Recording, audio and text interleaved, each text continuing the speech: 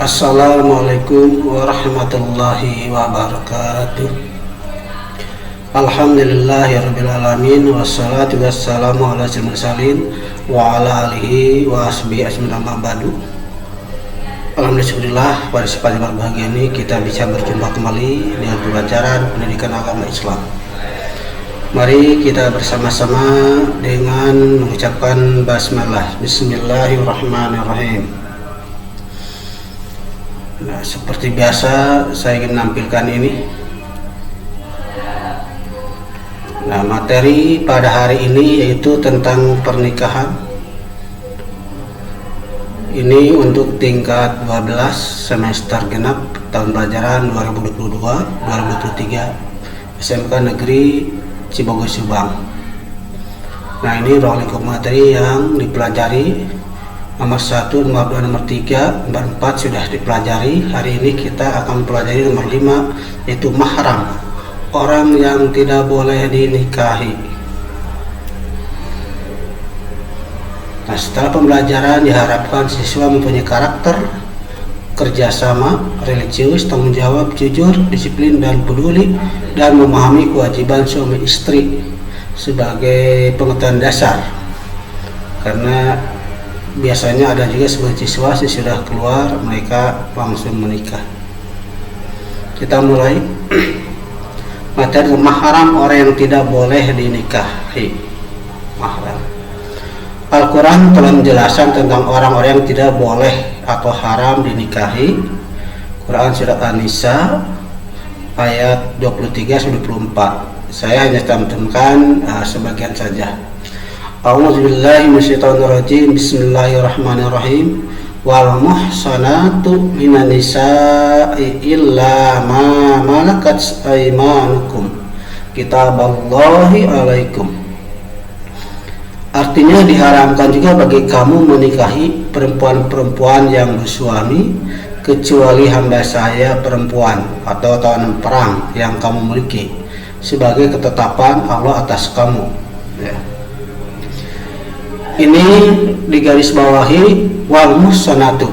Jadi wal muhsanatu minan nisa, diharamkan ya bagi laki-laki untuk menikahi perempuan-perempuan. Jadi ada larangan bahwa laki-laki tidak boleh menikahi perempuan. Itu secara umum. Wanita yang haram dinikahi disebut dengan mahram nikah. Mahram nikah sebenarnya dapat dilihat dari pihak laki-laki dan dapat dilihat dari pihak wanita. Kita lanjut.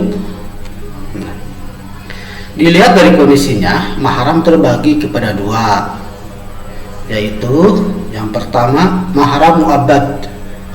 Wanita diharamkan untuk dinikahi selama-lamanya, seperti keturunan. Contohnya, seorang ayah tidak boleh menikahi anaknya, cucunya, sampai ke bawahnya. Kalau dia panjang usia itu tidak boleh dia menikah, haram hukumnya. Satu susuan atau sepersusuan, saudara sepersusuan. Kedua, yang berikutnya adalah mertua perempuan. Tidak boleh seorang menantu menikahi para mertua perempuan. Kemudian anak tiri, seorang laki-laki menikahi perempuan, dia tidak boleh menikahi anak tiri jika ibunya sudah dicampuri, jadi sudah ba'da dukhul istilahnya. Bekas menantu perempuan, seorang mertua tidak boleh menikahi bekas menantu perempuan. Dan bekas ibu tiri, seorang anak tidak boleh menikahi ibu tiri. Ya, ini tidak boleh. Ini adalah mahram mu'abbad, jadi selama-lamanya. Yang kedua adalah mahram ghair mu'abbad. Adalah mahram sebab menghimpun dua perempuan statusnya bersaudara. Misalnya saudara persuruan, kakak dan adiknya. Hal ini boleh dinikahi tetapi setelah yang satu statusnya sudah bercerai atau meninggal dunia. Nah, kalau di sini ada naik ke ranjang atau turun ke ranjang.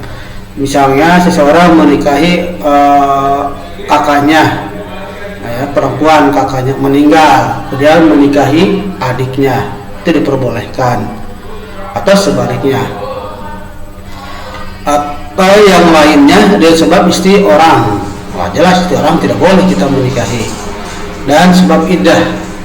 Nah, kalau iddahnya belum tuntas, maka seorang laki-laki tidak boleh menikahi perempuan tersebut. Yang berikutnya, mahram dapat dibagi menjadi 4 kelompok. Ini penjelasan yang lebih nih. Mahram dapat dibagi menjadi 4 kelompok, yaitu sebagai berikut. A. Keturunan, ibu dan seterusnya ke atas. Ibu, nenek, ya ibunya nenek itu tidak boleh dinikahi. Ya. 2. Anak perempuan dan seterusnya. Anak perempuan, cucu perempuan itu tidak boleh dinikahi, atau cicit perempuan tidak boleh. 3. Saudara perempuan, sekandung saya atau si ibu. Jadi tidak boleh kakak dan adik menikah. Apakah itu kakak sekandung, kakak seayah, atau si ibu, ini tidak boleh. Yang berikutnya bibi, saudara ibu, baik sekandung ataupun dengan perantaraan ayah atau ibu. Jadi bibi itu tidak boleh dinikahi. Yang kelima, bibi saudara ayah, baik bibi sekandung ataupun dengan perantaraan ayah atau ibu. Jadi kalau dari pihak ayah kita punya bibi, maka bibi itu tidak bisa dinikahi oleh keponakan. Allah tidak bisa menikahi bibi. Yang keenam, anak perempuan dari saudara laki-laki, ya, atau keponakan. Seorang paman tidak boleh menikahi keponakannya terus ke bawah, tidak boleh. Yang ketujuh, anak perempuan dari saudara perempuan terus ke bawah. Nah, jadi